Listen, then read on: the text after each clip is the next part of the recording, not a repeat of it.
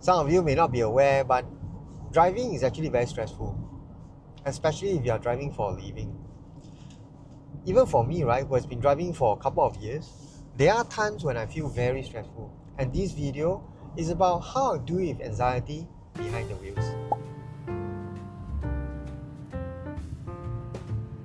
So I'm actually on the way to Next Shopping Center because there's an event by Grab. Yeah. And they provide flu shots free for drivers. Yeah, so that's just my main purpose here lah. I really don't like this place because the parking here is very bad. What time is it? 2:30 now, and you know the car park is all full. So let's see how lah.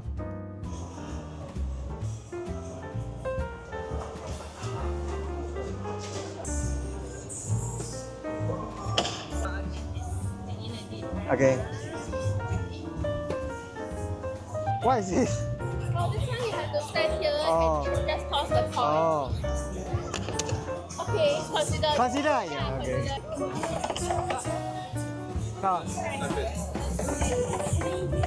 What's this? Can you see that?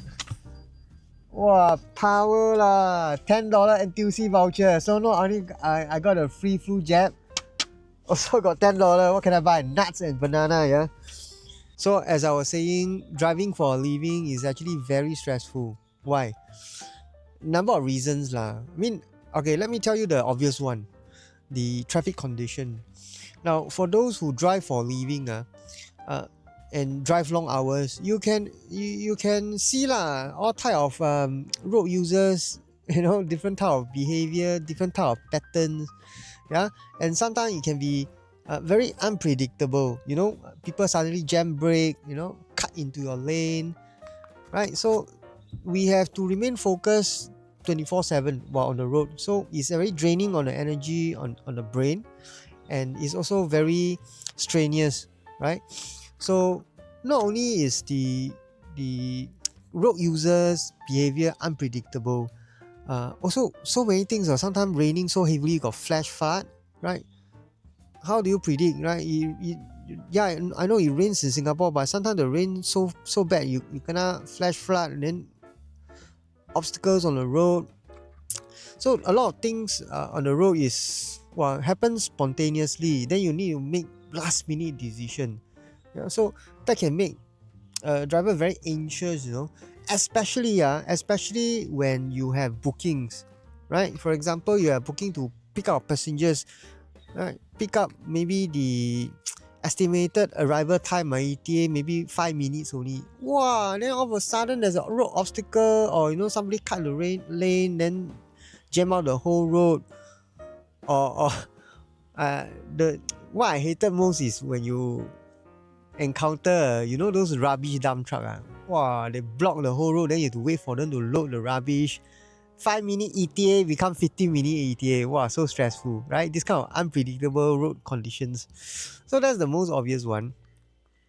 Then what else do you have?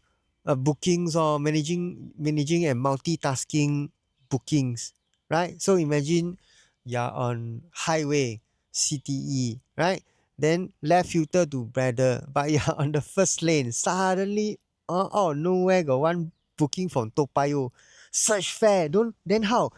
So if you're not prepared, you're on the first lane, which is the fastest lane, you need to make split decision, or split second decision, or whether to turn. Then you must do it safely, because how can you like cut 3 lanes straight away? I know people who do that. It actually is very dangerous, right? But you must be you must be careful when you swap lane lah. So but by the time you do it carefully and slowly, you already cross that Braddell exit filter lane.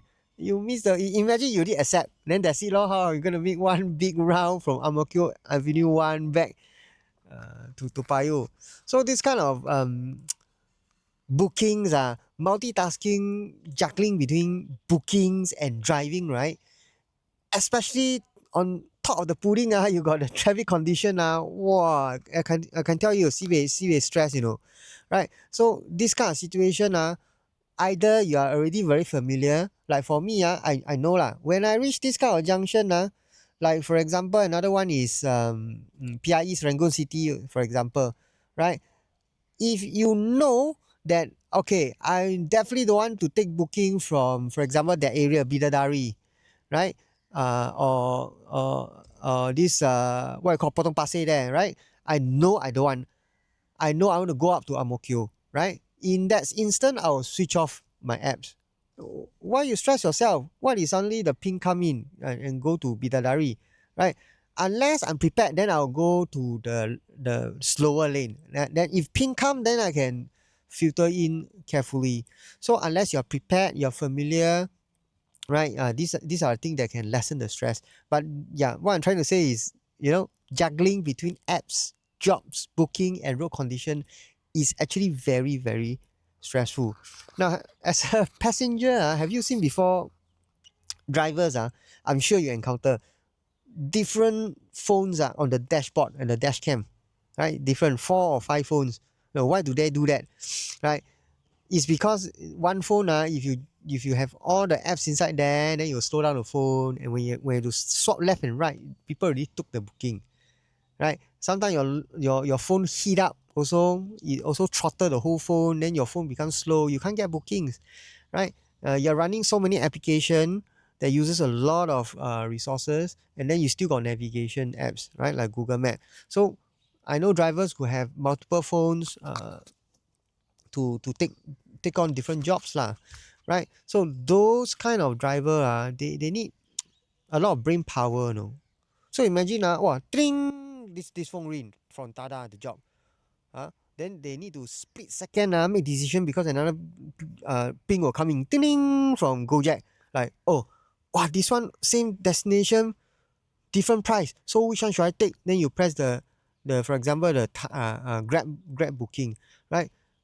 Usually this will happen. Why? Because passenger got behavior. They will they will book multiple apps on the same destination to see which one comes first lah. Right? Things happen like that. And then as a driver, then we have different things at the same time lor. So the benefit of having multiple phones, of course, then you can check, pick your job quickly lah. So that's the why that's one way to do it, but you can see lah the brain power needed. So it's actually it's not for the faint-hearted, not for beginner. Definitely, you must be very good at it lah. Or I even know some taxi uncle that swear by it. They got 4 5 phones only. Very very proud of it.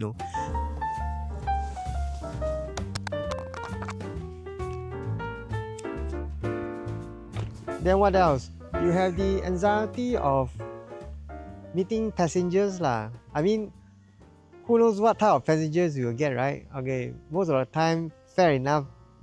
Most are non-eventful lah, nothing much just sit in your car and chill. Sometimes you get those like, the body odor sibei strong. I don't know, never bathe or what. Sometimes they go gym never shower. Then you're stuck in the car with them. What else? Passengers like very fierce, very aggressive. Maybe something terrible happened to them just now and just get in your car and steam off. So there's kind of like anxious feeling of who we're gonna get. It's like a box of chocolate. You never know what you're gonna get. Especially if you're the kind that's not very extrovert, more introvert kind. So I can imagine feeling very anxious, what kind of people you meet. It's not going to be easy because every day, every passenger is different, right? And also, you encounter situation you need to handle because nobody is going to be there to help you. So how are you going to handle, right? For example, in my last few episodes, I talk about drunk passenger, rude passenger also have some kind of weird passengers like micromanaging where they want to go, ask you avoid ERP, go by this way that way. All these kind of encounter can make a ride very very stressful, right? So yeah, so I think I don't know if I miss something. Well, for viewers, please join the conversation. If you think I miss anything, you can put it down below. But anyway, what I'm trying to say is, you can imagine the job of a driver. You thought he sit down on the front seat like, wow, very cool, keep quiet, very howling like that, just drive, don't want to talk to you. It's not because we don't want to talk, no. Sometimes our brain juice is drained out already, or we are so full, we need to multitask so many things, we cannot focus. We need to focus on the road. That's why we are not talking, right? That's one reason. Another reason, maybe we have anxiety attack. It happens to me before. Anxiety, panic attack. Something happened like, oh no, I got for example, I didn't plan my day properly. Maybe I got an advance booking in our time, but now because of this road obstacle, I'm stuck here. You see, then how can I reach in time? All this kind of question. Can am I able to settle this passenger and have enough time to go and pick up the advance booking? It's building in the head, and then the anxious feeling, wow, can really be miserable. So looking at the behind the scene now in this video, I hope it gives you a new perspective at looking at a driver, be it a private hire driver or taxi driver. We are doing our best, not our very best, to carry out our responsibility, to bring you to point A to point B as fast as possible. No fuss, right? That's our job. But something crop up, don't worry, we will try to handle it, right? But do understand that sometimes is and in fact a lot of times it's beyond our control. Traffic condition, whatnot, these are beyond our control, right? These are the things that actually make us very anxious, right? So coming back to how do I deal with this kind of situation, this kind of how do I deal when I'm suffering from panic attack. This is what I do. So number one, prevention. Right, you prevent the anxiety to build up. What do I mean by that is get yourself familiarized with the road, right? Plan your route. Have a look at your traffic forecast, right? Understand how's the traffic of the day. Like for example, now is the June holiday, right? The roads in the morning are more quiet, but tomorrow school reopen, right? Morning traffic will be quite jialat, right? So before you start work, take a look at your apps. It will show you the traffic, any accidents, any roadblocks, right? So by getting yourself familiarized with the road condition, you can prevent a lot of anxiety of unpredictable traffic conditions, right? For new drivers, right, what I did the other time is sometimes when you are not familiar with a drop-off location, yeah, or sometimes you are not even familiar with a certain area. So last time when I started out, I'm not very familiar with Pasir Ris. So every time I got booking there, I get a bit anxious, like, wow, jialat, go there, Pasir Ris Drive 1, where is it? Because last time I don't go there. So I get anxious when I get a booking there. I don't know where I lost my way. And especially if the passenger is rushing for time, wow, jialat, sure kena scolding, right? So you get very anxious throughout the journey. So what I normally do is on the spot, right, when passenger board the car, be honest, it's fine. Tell her, hey, I don't know, I'm not familiar of the exact drop-off location. Are you able to guide me? Right? Be honest. Most passengers will understand. I've not encountered a passenger who will scold me for what you don't know. Right? I mean, you don't have to worry lah. Why you worry? I mean, the last thing you want to worry is about people judging you, right? You should be worried whether or not you can carry out your responsibility, right? So being honest will reduce your anxiety. So the passenger knows, okay, this is not a very this is quite a new driver. I can understand them. I can guide him along the way. Then you'll be pleasant. Both of you won't be anxious, right? So be honest, be upfront, familiarize with your traffic, with the road, with the zones, right? If you are doing kind of like zone shift, make sure you are familiar with all the one way, where to U-turn and all this. If need be, as a new driver, I would recommend go and make a few rounds. It's okay, right? The worst thing you can do is to avoid booking on that area. Then you never learn, right? If you don't feel how you learn, then you're missing out on one big pie. You're missing out all the bookings there, right? It's okay. You kena scolding 1 or 2 times, take it as a training fee lor. You remember forever in your head already, right? So that's number one, right? And another way to deal with anxiety, right? Maybe this time is on the spot, right? When something suddenly happen, what do you do, right? A lot of time this kind of thing happen, we forget to breathe, you know. We just unconsciously hold our breath. Wow, it's very stressful. Then the whole face either pale or become red. I mean, it happens to me lah. Just remember to breathe. Very very simple thing. Breathe. If need be, box breathing. Breathe in 3 seconds. Hold your breath 3 seconds. Then slowly exhale 3 seconds. We call it the box breathing. It can actually help you to think properly. What should you do? Like in case suddenly accident happen, boom, right behind your somebody bang behind. Wow, inches, jialat, what happened? You know, don't know what to do. Then you blur it. You just open the door. When you open the door, one motorcycle come, bam. This is what happened, no? So it's okay. Relax, breathe, check. Everybody okay. If got passenger, check if she's fine, right? Make sure everything is clear. Then you get out the vehicle, because I do know somebody who got seriously injured after he get off trying to settle the insurance and whatnot. It was in the highway, right? He because the accident just happened, right? There's one car they didn't see their hazard light, I don't know what happened to him.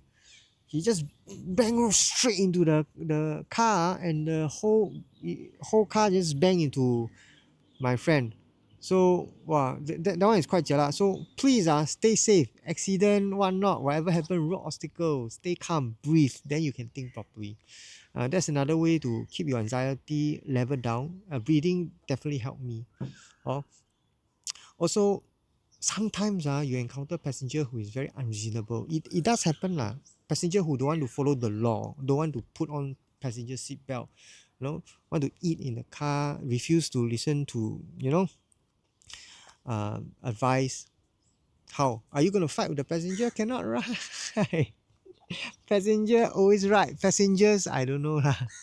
So in this kind of situation, breathe and then talk respectfully, right? If he shout, doesn't mean you need to shout, right? If you get into a heated argument, the losing end is always the driver, right? So in this kind of situation, I will advise the passenger to calm down, right? Calm down, right? If you yourself is not calm down, you yourself is anxious, how do you expect the passengers to calm down? So one party must calm down first, right? If need be, open the door, safely get out of the car, and give some space first, then you talk. It's not worth it going to a road rage, going to a fight. Recently there's this guy who chokehold, right? Is he a SAF officer or something? I can't remember, right? It came out in the news. Get into a rage and chokehold the driver. Went to jail. Is it worth it? Not worth it. Maybe at that moment, yes. At the moment, he was out of character. So maybe a mitigation factor during sentencing in court, but still not worth it, right? So yeah, leave the conflict zone, cool down for a while, breathe, and then, calm down the situation. You will not lose one. Definitely will not lose. If he shouts and shouts, it's okay, let him shout, right? Then you be the good guy, let him dump the anger on you. But at the end, you won't lose out, right? So that's number 3. Anything I miss out? I don't know. You tell me, right? As a driver, I'm sure there are things that I miss out. I encourage you to put it in the comments below. I mean, this is a session to share. Yeah. And for passengers watching these viewers, I hope you do realize that you see the driver's job is really really not easy. Maybe that guy driving you already been driving for 12 hours or more, right? So cut him some slack lah, right? He's just doing his job. Yeah. Show a little bit of appreciation. Thank you, uncle, right? A little bit of appreciation wow, I feel very happy already. Yeah, we don't need a tip or something, just a thank you, right? Yo guys, you can see the sun setting already. Ending my shift.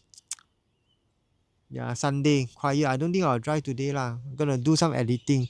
Well, thank you for watching. I really appreciate all the likes and subscribe. You know what? It's crazy because my subscriber count just crossed 2,000. Oh, thank you. I seriously didn't expect the channel to blow up like that. It's only 2 months in. Yeah, about 2 months plus only lah. So I'll continue to do more video. I mean, some of you give me some really constructive feedback, like lowering the music background. Do not talk and eat. Because I'm new to this, I'm very happy to receive this feedback, which will improve the viewer experience. Right? I also want to make good videos so that y'all can find good information and enjoying it as well. So please keep those constructive feedback coming in the comments below. Well then, please stay safe on the road. Be strong. 加油. I'll see you in my next video. Ciao. Bye.